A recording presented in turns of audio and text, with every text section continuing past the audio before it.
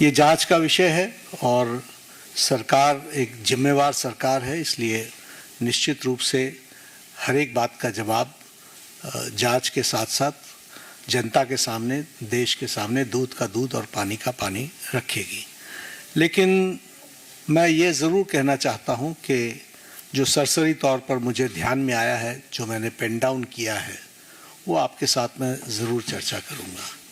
अगर मैं बात करूँ जम्मू कश्मीर में सर्विस सिलेक्शन बोर्ड के एग्ज़ामिनेशन में पेपर लीक हुआ, जहाँ पर कांग्रेस और एनसी की सरकार है, नेशनल कॉन्फ्रेंस की। उसी तरीके से Himachal Pradesh school examination board में उसमें पेपर लीक हुआ, जहाँ कांग्रेस की सरकार है। उसी तरीके से झारखंड में JAC में हिंदी और साइंस के पेपर लीक हुए झारखंड, जहाँ पर कांग्रेस और झारखंड मुक्ति मोर्चा की सरकार है। तेलंगाना में वहाँ पर इंटरमीडिएट के लैंग्वेज के पेपर लीक हुआ और वहाँ पर भी हमको मालूम है कि कांग्रेस और CPI की सपोर्टेड सरकार है। तेलंगाना में SSC में लैंग्वेज के पेपर लीक हुआ और वहाँ भी तेलंगाना में कांग्रेस पार्टी और CPI की सपोर्टेड सरकार है। तमिलनाडु में BEd के कोर्स पेपर में वहाँ पर जिसे हम कहते हैं Tamil Nadu teachers education university board, वहाँ भी पेपर लीक हुआ। वहाँ भी उस समय विपक्ष की सरकार थी। वेस्ट बंगाल में पुलिस कांस्टेबल का रिक्रूटमेंट एग्ज़ाम पेपर लीक हुआ, वहाँ उस समय TMC की सरकार थी। पंजाब में Punjab subordinate service selection board, इसमें ग्रुप B के एग्ज़ामिनेशन में इसमें भी पेपर लीक हुआ और मैल प्रैक्टिसेस भी हुए हैं। उसी तरीके से केरला में स्टेट में PSC के 26 एग्ज़ाम पेपर में इरेगुलरिटीज़ हुई हैं। कर्नाटक में जहां पर कांग्रेस की सरकार है, वहां भी प्रेपरेटरी बोर्ड एग्ज़ाम में पेपर लीक हुआ, PUC के पेपर में लीक हुआ। तो इस तरीके से मेरे को तो ये कुछ नाम मैंने लिए हैं अभी।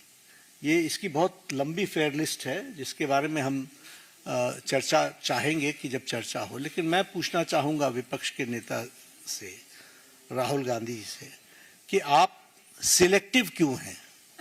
Y are you so selective?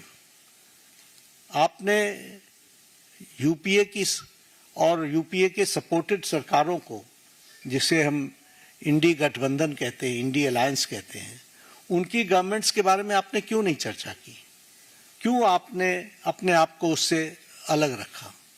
ये स्पष्ट बताता है कि आपका उद्देश्य छात्रों का हित नहीं है।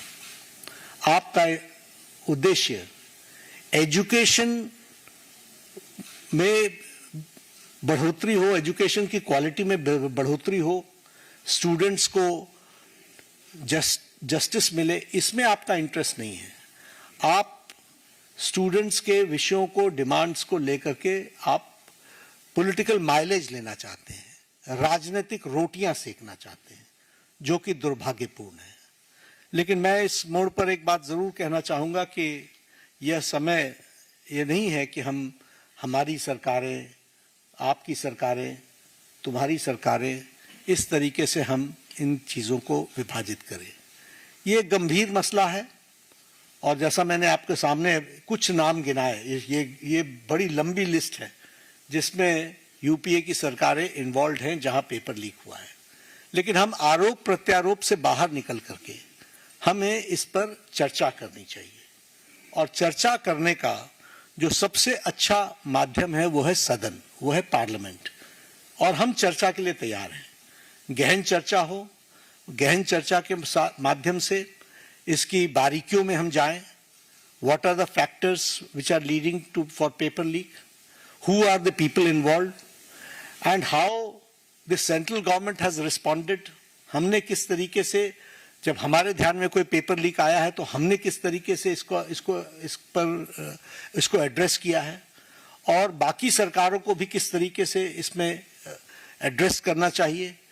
क्या बिंदु है जिसके बारे में हमको गहराई से चिंतन करके उसका कोई रास्ता निकालना चाहिए, ताकि हमारे छात्रों के साथ जो करोड़ों में हैं उनके साथ अन्याय न हो।